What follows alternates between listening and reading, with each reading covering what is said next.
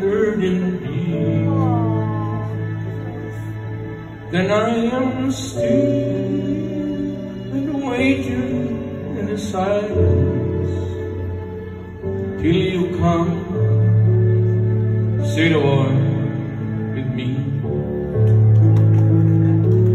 You raise me up so I can stand on mountains. You raise me up to walk on stormy seas. I am strong when I am on your shoulders.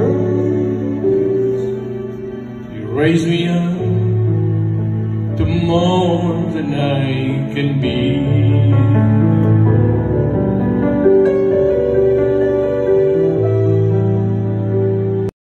Tayo pareho ng paniniwala, di natin alam kung sino ang tunay na may sala. Pwedeng mali ako, pwedeng ikaw ang tama. Gusto ko lang pasalamatan yung mga nagawa niya. Mga kaibigan kong lulong sa bawal na gamot, pagpupunit di kong nagbago dahil sa takot.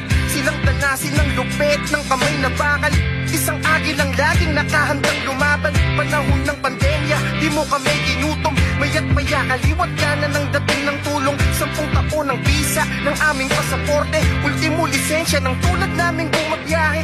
Prinotektahan kami sa durugista, tunay na malasakit sa'yo namin yung nakita.